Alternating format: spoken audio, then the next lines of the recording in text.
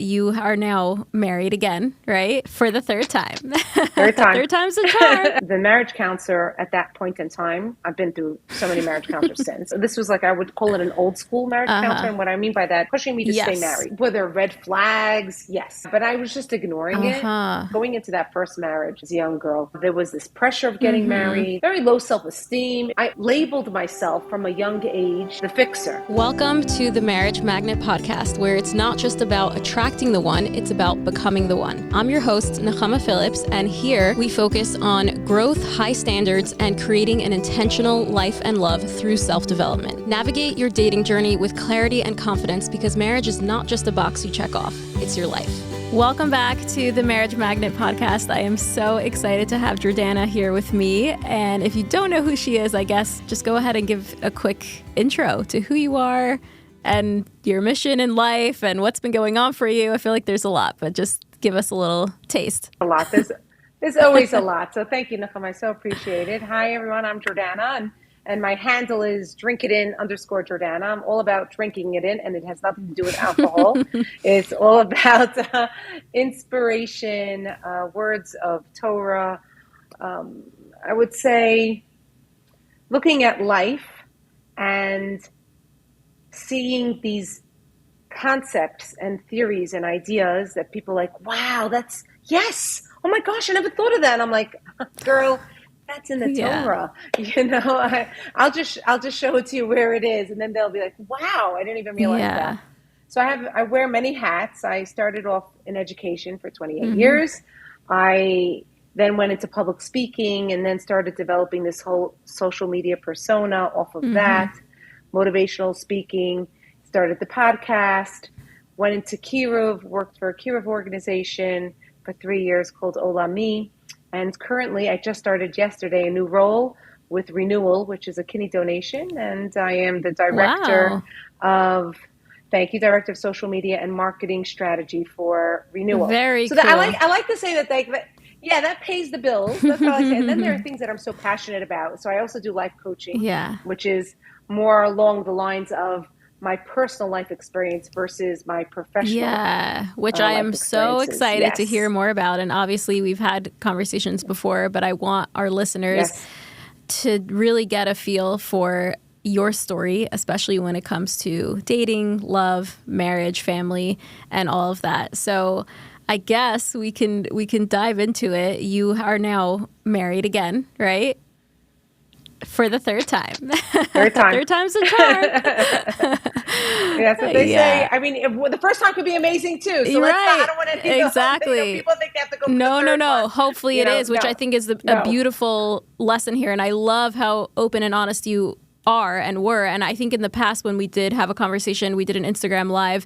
We were talking a lot about red flags, and you were then divorced, and you were speaking about some of the red flags that you've encountered and reasons why that you've I guess not maybe dismissed it, not didn't notice it. You noticed it, but maybe dismissed it. Right. And so right now, being married for the third time, being happily married, and just looking back at your journey, right? What would you want to tell? I guess what's your main message to single women who are dating right now? What would you want them to know most? And I'm sure that's hard because you probably have a lot of good advice, but I guess what's your main message from your story right now, if we could just start off there?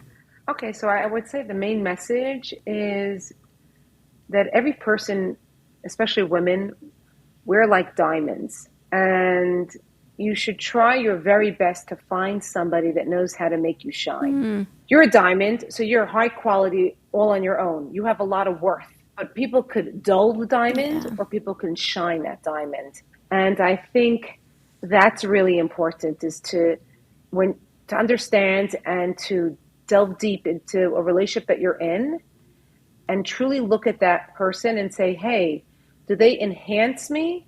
Do they enhance my journey? Or are they holding me back from who I am? So again, obviously you need to know who you are. So that's key. So that in itself, if a lot of people don't know who they are. But I once had a conversation with a girlfriend of mine, and we were both at the time divorced. We were on a retreat together. We were roommates. It was really a lot of fun. And we had breakfast. And over breakfast, she says to me, I don't know, Jordana, I feel like I'm climbing a mountain and there's an avalanche coming my way. And I'm like Dodging. dodging each rock as they come. She goes, that's what I feel like my life is, always dodging the rocks. I said, really? She said, no, that's not how I feel. My imagery, I said, I feel is that I was in a wetsuit and I unzipped the wetsuit after I got divorced, and I was like, oh, Release the burden. Here I am. Yeah. Yes, here I am. And she says, why do you think that is? Why do I feel like I'm dodging these rocks and you feel like you've unzipped a tight wetsuit? And I said, with all due respect, I said, your husband left you. Yeah. You wouldn't necessarily have gotten divorced. I said, now, I know right now you're happy that you're divorced and you've come to terms with it. But when it actually happened, you were not a happy camper. You just picked up and left one day. I said, this is something that I was trying to build the courage and the confidence to do. And when I finally did it, it was like, someone once said to me, it's like, think of it, Jordana, as if you were pregnant for 23 years and you finally gave birth.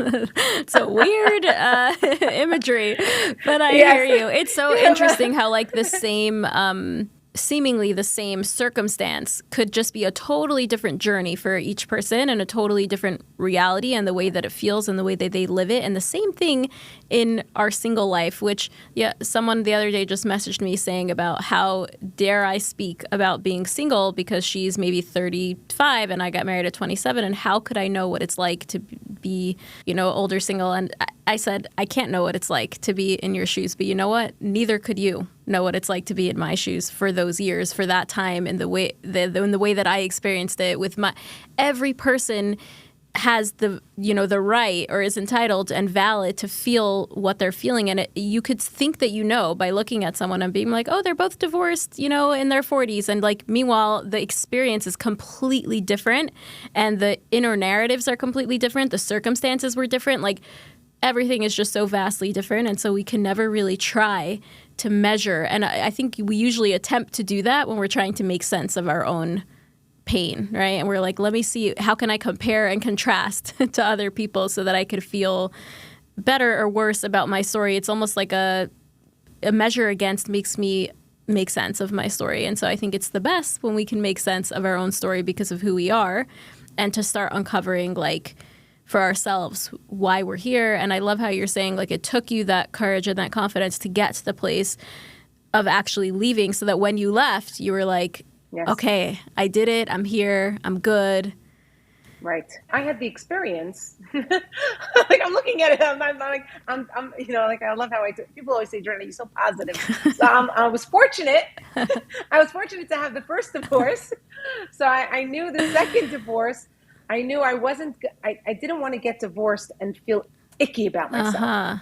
Like, I knew I had to be in a certain mindset in order to do it.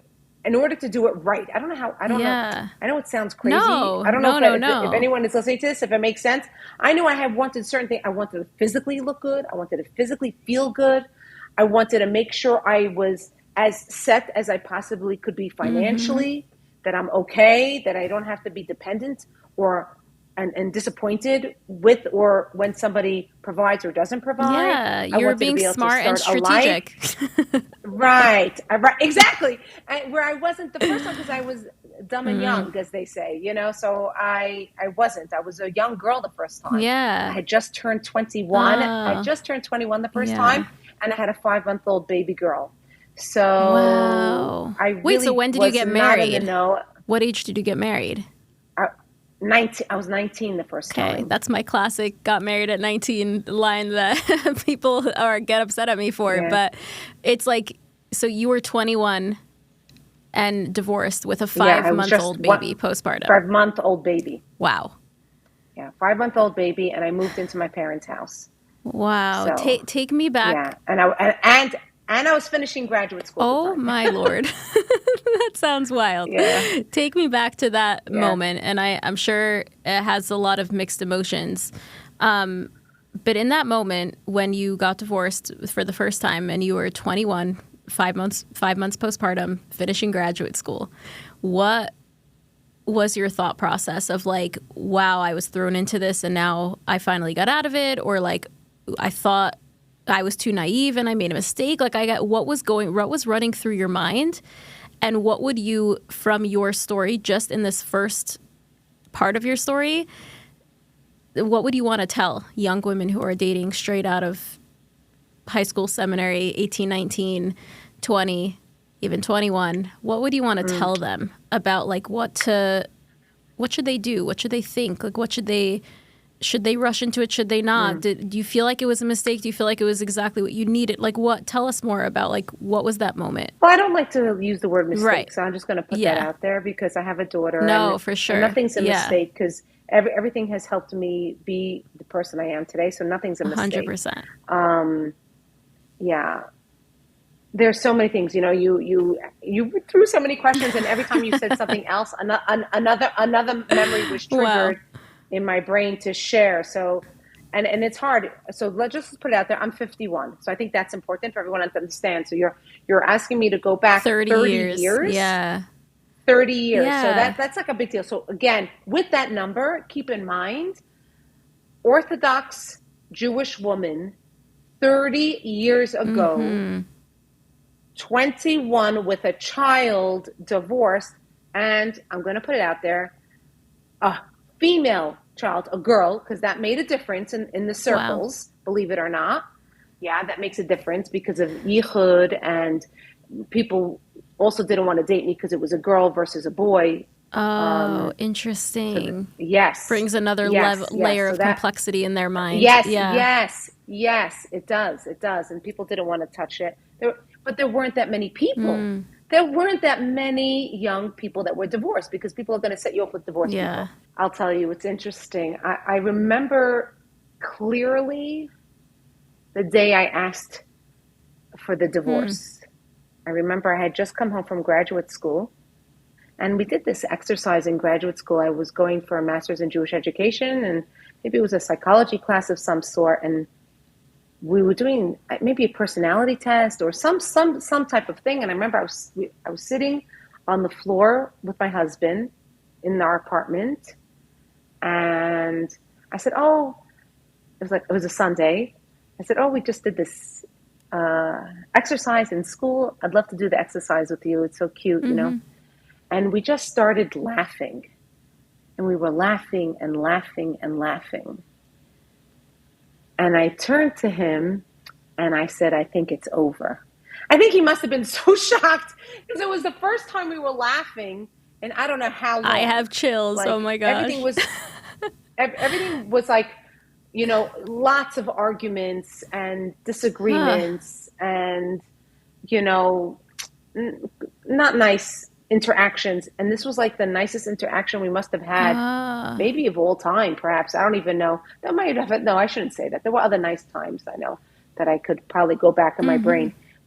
And he looked at me like I'm totally nuts. And I always go back to that moment, and I try to understand what happened. Like a light bulb went in my head, and I think it just went with my personality. It's as if like I was waiting for to end it on a good note. Yeah. like to say like, okay, I'm happy right now.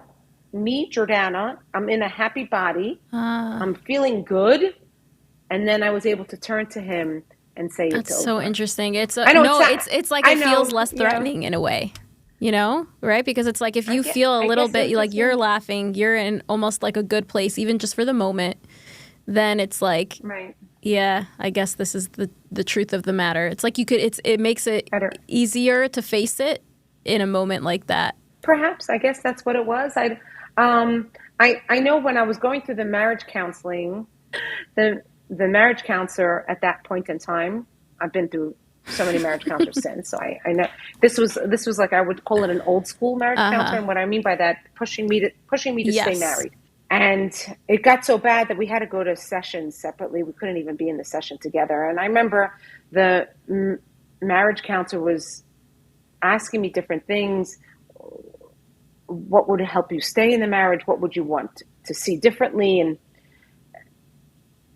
it got to a point where we finally came together, And he said, so what should so-and-so work on? I said, who's saying I'm staying in the marriage? Like, and I got really animated. I got really upset and emotional. And they were like, calm down, Jordana, calm down. You know, this is the term he always using. You're not even killed, Jordana. You're not even killed. Yeah, of course. You can't make Of any course decisions. you're not, because you're... You can't make any decisions. You're right. You can't make any decisions, Jordana, because you're not even killed. So then I finally said to him, do you think there's a reason why I'm not even killed? It could be the person sitting right next to me. And I'm never going to be even killed. So then the marriage counsel said to me, oh, what do you think? You're going to get divorced and get remarried again? I so said, threatening. who's talking about being remarried? So how do you think you're going to be happy? I said, I know I'll be happy, not with him. And that's so brave to That's be like, what I I don't need. know what that's going to look like, right? I don't know. Is it? I just know him is not happiness. And I need to be happy. And that's when, and then a few weeks later, that's when I asked for the divorce. Wow. So that was the first one. It was short. It was a year and a half, the first one. Short marriage. Like I said, I had a 5-month-old daughter, which really carried me through the divorce. She was my life. She still is. You know, she was my everything. Yeah, for sure. At a time, it's like such a vulnerable time, but at the same time, you have each other in that way. And just like you have your baby. And so even in that hard time, it's like, it's an extra challenge and it's an extra gift at the same time. Right. Exactly. Yeah. Exactly. It was a gift. I happened to have been there with another young girl that lived right down the block from me who had gotten divorced 10 days prior to me, but she didn't have a child. And it was so hard for her to get up in the morning. She had she was so lost. She had no sense of purpose. And I felt my daughter had given me such purpose. Yeah. It's like you have to get up no matter what. You have a baby to take care of. And so you have to take care of yourself too, in a way. It's like that. Right. It's beautiful. Yeah. I had to take care of her. I was in graduate school. I was you had stuff going on. I had stuff going. If anyone knows, Jordana always has stuff going. You have stuff going on. I'm like, I'm always juggling. I'm always doing. So Same. Yeah, so that was the first one. Now, were there red flags? Yes. So that was another thing you asked. Going into that first marriage as a young girl, I would say for that one, which is interesting, just for that one, there was this pressure of getting married. And people around me were getting married. And I would say for that one, it was very short dating period and a short engagement period. But it doesn't mean that makes doom. There are a lot that work out. But I would say overall, I came back from each date unhappy. Interesting. Yeah, but I was just ignoring it.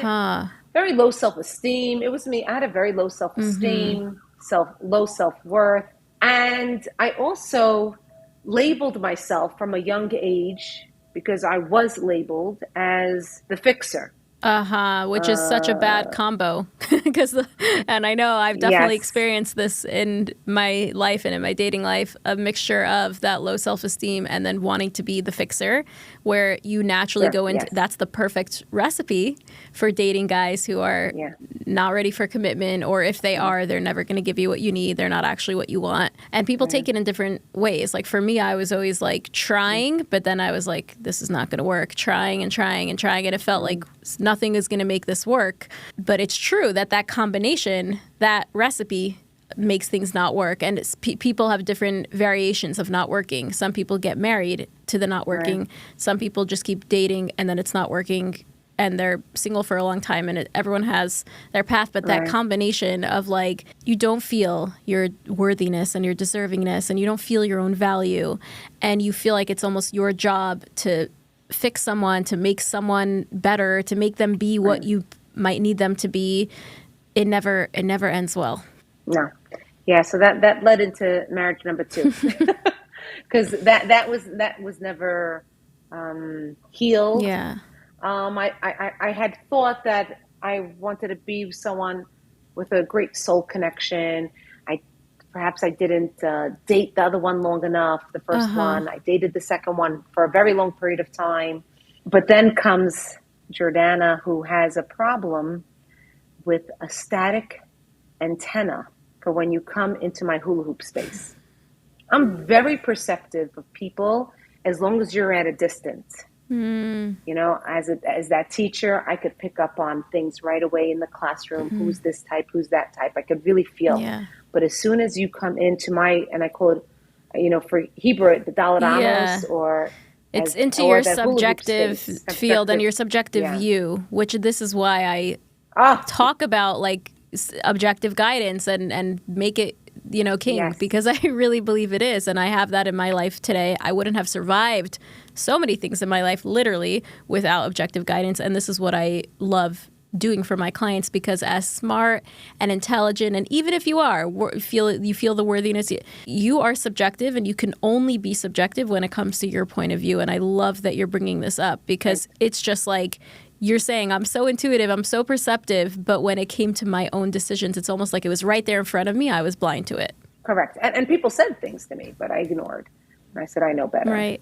And it's so hard because it's like and 23 years later, because you know yourself best. And I always want to tell my clients, like, you're the expert of your own life. Like, I'm not here to like tell you what to do, right? I'm here to like almost remind you of who you truly are, so that you can take those blinders off and make the decisions that are right for you. But it's not good to like give up your power and be like, someone tell me what to do. And at the same time, we also just have to beware of the like pitfall of looking from your own subjective point of view and only seeing something zoomed up in front of you. Because it's just, we need people to like reflect back to us, what are you seeing? And then we need to take them seriously. We don't always have to listen, but if someone says, hey, I have this concern, you should be like, really? What? Why do you say that? Let me hear about it. Let me consider it. It's being able to consider other people's viewpoints as well as your own that I think is that like perfect combination. I agree. And I think I want to put out a disclaimer here. And I think this is really important for people to hear, your audience. I'm going to make a very powerful, strong comment. I don't know which way it's going to go. So this is my third marriage. It happens to be my husband's third marriage as well. Okay, so he got married at a young age, had one child. He got remarried a second time, had two children, and then got divorced. And now we're married to each other. Happens to be we also grew up 6 blocks from each other, and we never even knew each other. So go figure, go figure. So one of the things that came up during the dating period with my current husband is we would talk about, can you imagine if we would have met each other the second time around and not for the third time? And very honestly, we both said to each other, we wouldn't have dated each other the second time around. I wasn't looking for someone like him. And he wasn't looking for someone like me. And unfortunately, what we were looking for is what we wanted, but not what we needed. And he says that all the time. He says, you're exactly what I need, not what I wanted, or I thought I wanted. Yes. Now that's what I want. But he said, but it's totally different. And it's also different, and I'm going to put it out there, because we're both in our 50s, he just turned 52. We're only 6 months apart.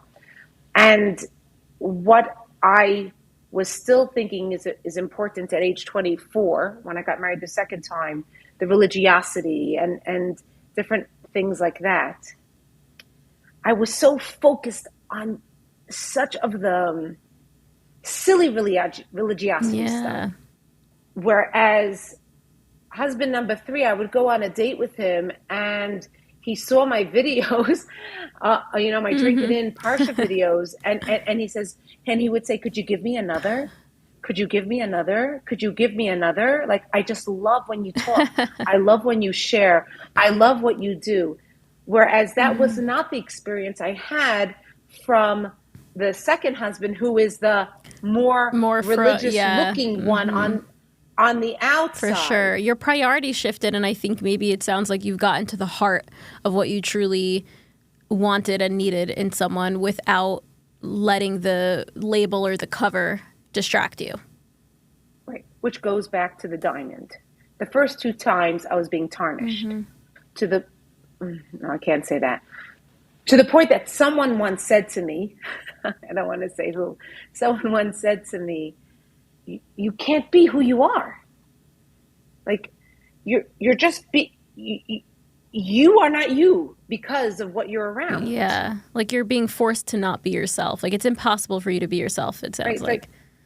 like it's like as if you have a disability Oh, now. It's like you're disabled. yeah. And what's more interesting is that, okay, so I got divorced a second time, and if I tell you how many people have said to me that I have such a glow, that I just shine, I look 20 years younger. I didn't do Right. anything, in that sense, but it's because I just feel so much better Yeah. You because came alive again. a load.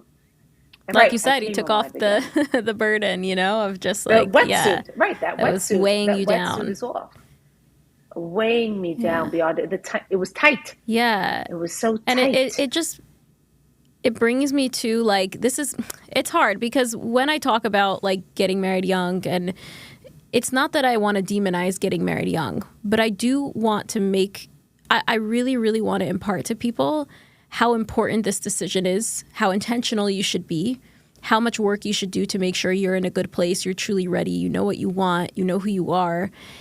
Not because like, oh my gosh, beware of the dangers. Like, I don't want to be negative, right? And it's so hard because it's like people are like, why be negative? Why talk about that people get divorced and that husbands up and leave, and sometimes wives do. Like mothers, they're struggling. Like there's so, why be negative, right? But at the same time, it's like for all of the positive that's to come if we actually face the truth, because when you've experienced it, I'm sure you can truly attest to this. Like when you experience what it feels like to go into situations, like you said, where you dulled your sparkle and you dulled your shine and you weren't able to be who you are. You weren't able to be that diamond shining because you were supported and loved the way you needed to be. People are rushing in to almost get the fix of self-worth. They're like, if I get married, I'll feel like I belong. If I get married, I'll feel loved. And you're basically, this is what I think is incredible about your story, is you're saying, no, I actually had to keep coming back to the reality that if I don't learn how to shine on my own and to put boundaries and protect my shine, I will never align with the person who will support my shine, because I'll constantly just be aligning with the same views that I have of myself. And that is why it's not about not getting married young. It's if you're young and you're able to do all that work in a short amount of time, like sure, but it's probably more likely that it does take a few years, and it does take, work, inner work, self-development, coming to a place where you're truly ready for marriage, when you're truly like, I know who I am, I know what I want, I believe in myself, I feel my own sparkle, like you're saying, and so therefore, I'll match the person who aligns with that and who makes sense for that without just going into it by default. Because if I go into it by default, I risk a lot of things happening, that untold pain, I'm sure, right? For years and years. And of course, everything is meant to be. And of course, you have all your beautiful children. And of course, like we're just saying about the central part of like when you're in terms of self and making this decision, you want to be in the best possible place, right? Because marriage is not going to give that to you. You have to give it to yourself first. And I think what's also important is, as a woman, I could throw out all these cliches. You're a gift, right? And someone should treat you like a gift. And I think as from women, we are so chesed, trained, brained mindset that we're always about giving and giving and giving and giving to the community, to our family. It's in our biology. It's right. It's our DNA. But when it comes to what I've learned, it works for me, but you're the professional, not me. It should be that the husband is the giver. We as women, we're meant to receive. So we have to, if you're in a relationship that you're constantly giving to the man, that's not for me. I should put it. It's not gonna work. Someone once said to me, but it has a curse in it, so I don't want to curse, and I don't like to curse. But she said, you're not the back burner. When you go on that date with the guy, you want to make sure you're the. She said the F flame, okay? The Yes. front flame. That's that basically, okay? FFF. So that's how she put it to me.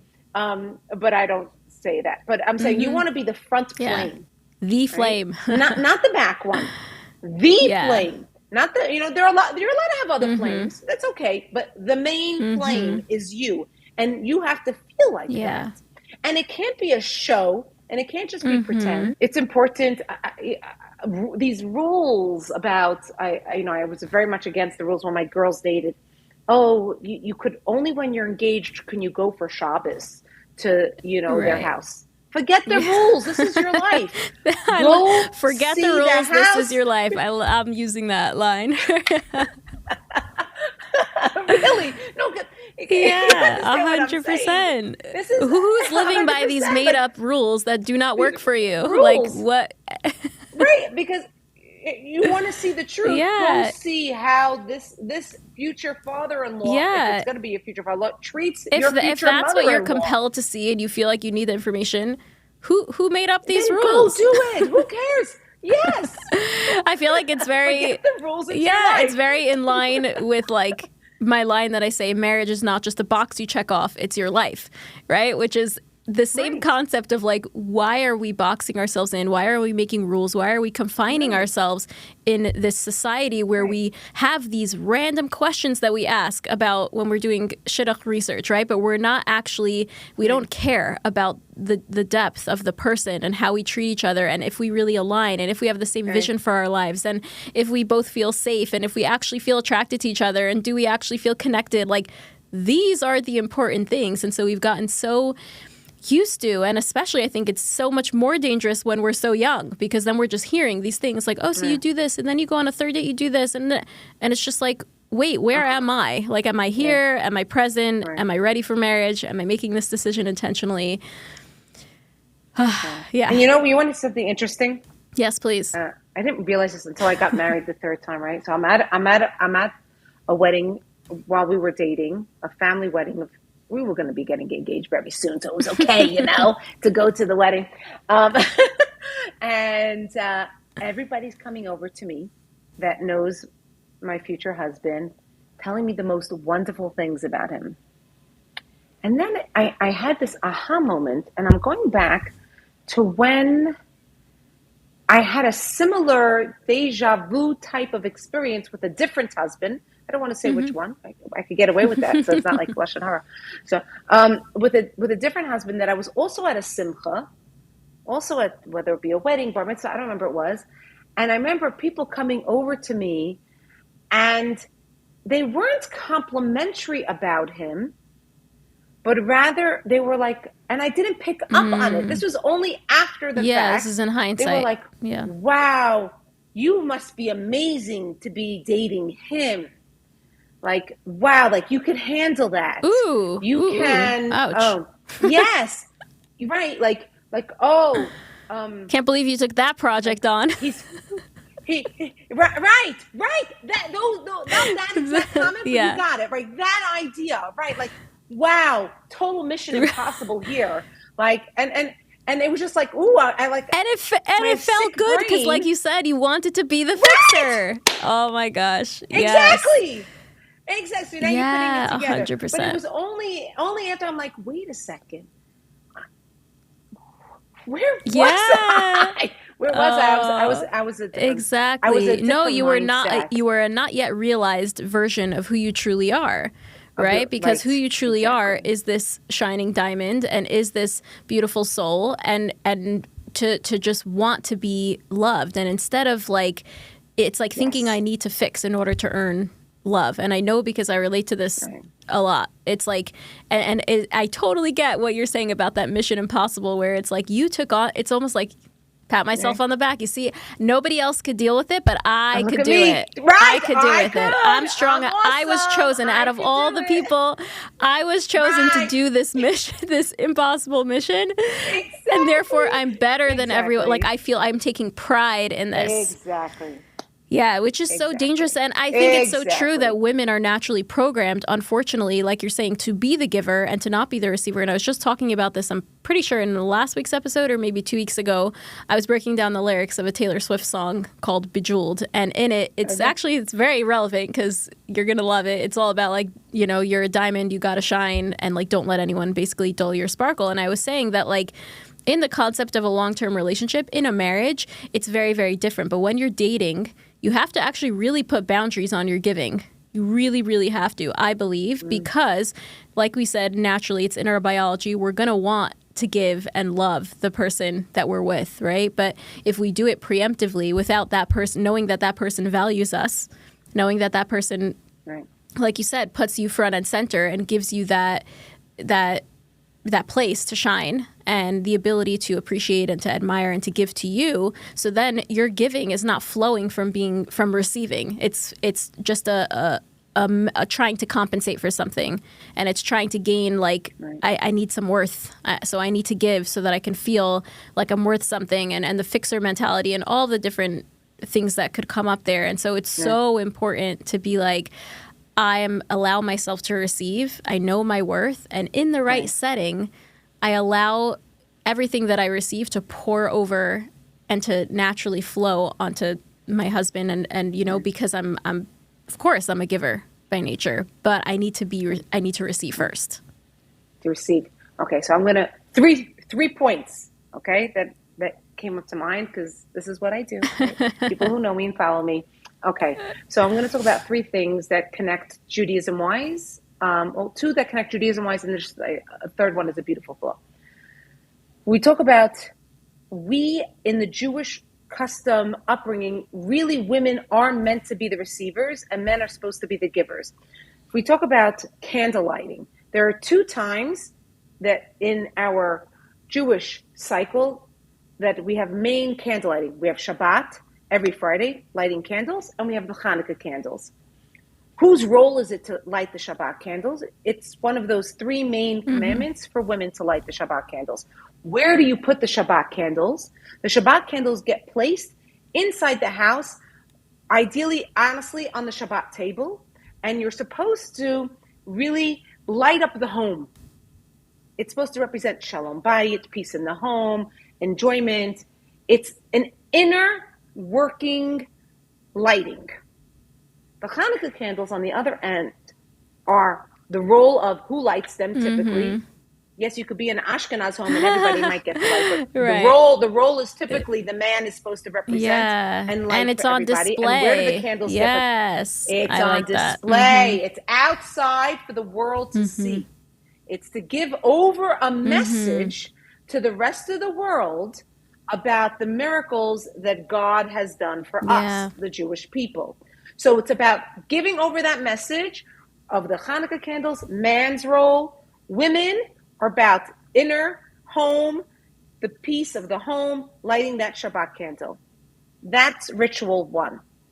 Biology, I mean, we're just going to talk biology, make believe it's a bio class here.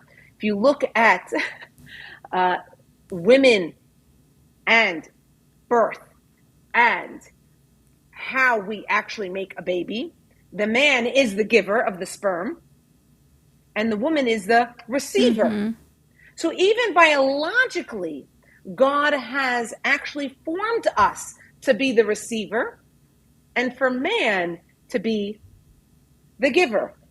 Even the body parts on the outside for the man, and for the woman, it's all inside. Do you know the book is the Circle, Arrow, Spiral, I think it's called? Is that what you're referencing? Oh, okay. It talks about this a lot. Oh, okay, fine. I like it a lot. It talks about this concept a lot, but it's like even with the baby, like you're saying, you're receiving and then you're creating from the receiving. And this is the beauty of a woman who, when she's in the right relationship and when she doesn't just get married to check off a box, she gets married to the right person for her, then everything that you receive allows you to create and allows you to be who you want to be.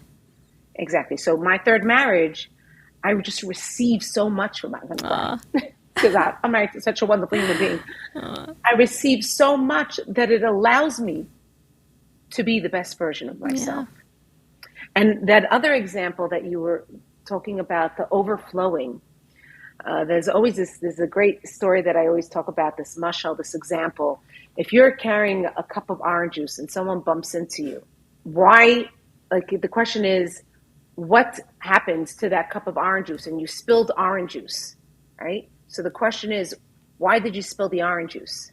So most people say, naturally, I spilled the orange juice because someone bumped into me. It just happened, yeah. No, that's not. I didn't spill orange juice because someone bumped into me. I spilled orange juice because I had orange juice in my cup. Mm-hmm. If I would have had tea in my cup, I would have spilled the tea. If I would have had milk, I would have spilled the milk. Because in life, people are always going to bump into you. Meaning there's always going to be these challenges. And what's ever in you so good. is what's going to spill out of you. And so what are you filling yourself up with? Yeah. Are you going to fill yourself up with joy? Then joy is going to spill over. Are you filling yourself up with hatred and irritation and frustration? That's what's going to spill out of you. Yeah. I love that, because I think we need to be mindful. You're just emphasizing the power of doing that work, right? Because you're taking the time to say, listen, let me work on myself. Let me become the woman that I want to become, so that when life happens, like I say, even in your marriage, right? Even with the right guy, life will happen. Things are hard. We have challenges, right? And I love how you're giving this example. Is that I love it. It's so clear. It's like things will bump into you, and what's going to spill out, right? What's going to spill out? Is it going to be all of the years of your hard work? Which I feel like in certain moments in my life, I was like, wow, thank you, past self. You did a good job, because I would not have been able to, I recognized that I would not have been able to handle certain things in the way that I did. And of course, I'm continuously working on other things, but like there's so many things that the work that I've done on my journey and in my single life before I got married allows me to act so differently than I ever would have under the same circumstances. Yeah, 100%. And that's so beautiful of you, Nechama, because people could go through the bumps and just ignore them, and just be the same old self each time.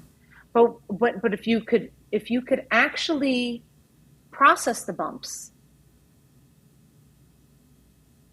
then you could change what's ever in your cup. Exactly.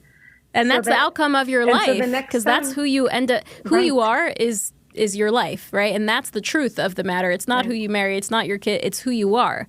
And it's your lens that you view the world. It's your mission in life. It's your tafkid and your purpose in the world. It's your name. Yeah, it's you. It's your name. It's who you are. It's you. It's your reputation. It's who you are. And that's all you can leave over in this world. Exactly. And there's nothing more important than deciding that is the most important, right? It's making the decision that has to come first. And then everything else can flow from there, and everything else can, Emer Hashem, align in the way that it needs to, because you're who you want to be. And so everything in life the challenges don't go away, but it gets easier to navigate. It gets easier to handle. You're just really you're embodying who you truly are on a much deeper level. My 20-year-old daughter has this great sweatshirt that she wears. Almost positive she designed it. It says on the back, "Challenge accepted." And I always say that my children inspire me the most.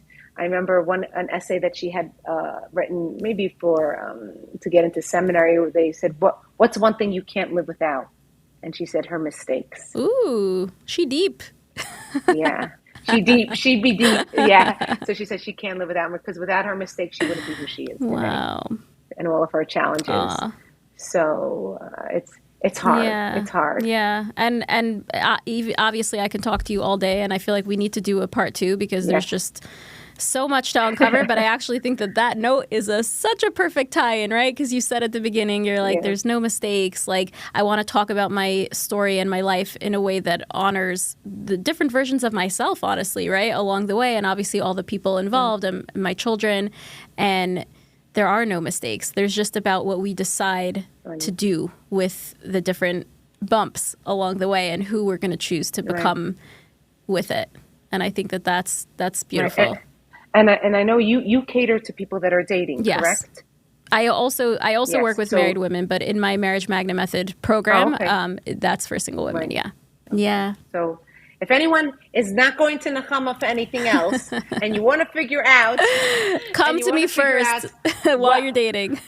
Yeah, come to her for and if you have other questions about life, of this concept of what is my passion? How do I find that? How do I pursue that? How do I know what that is? Yeah. How do I connect to myself? How do I connect to others? How do I be how do I be the person that I want to be? Really, really. And that's why I think in your single life, it's the perfect opportunity to like dive in. You have a little bit more time usually. You have a little bit more headspace usually. You have a little bit more money usually, right? So it's like, let's take this opportunity and really dig deep to become the person that you want to become so that you're already set up in the future. Like, yes, there will be challenges in marriage. Yes, I coach women who are married, but like I love to do it before. Like, let's prevent. Let's like become the person that we want to be. Let's get that wetsuit on. In advance. Right. No more wetsuits. Yeah. And no more wetsuits, and no more dodging the rocks. Exactly. Whichever imagery fits for you. Yeah. That's what we're here for. Exactly. And so I just want to say, everyone who's listening here, they can find you on Instagram. I'm going to put your links in the description and all of that. And the Marriage Magnet Method program for single women is open now for enrollment for the next few weeks. So if you're interested in checking that out, definitely go to the description below, book a consultation call with me, and we'll discuss if you're the right fit, if this is the next best step for you. It's worth it. That's what I say. Thank you. I think in the 12 steps, what do they say at the end of a 12-step meeting? I don't know if you know. I'll know if you say it. Work it because you're worth it. It works because you work it. It works because you work it. It works if you work it. Something. Work it because you're worth it. Work it, so work it. I don't know. Just work it, girl. Just do it. Amazing. Oh my gosh. Thank you so much, Jordana, for coming on. I really appreciate you. And I'm excited to hopefully do this again sometime. And I love seeing you on Instagram. And you're just a beautiful inspiration. Thank you.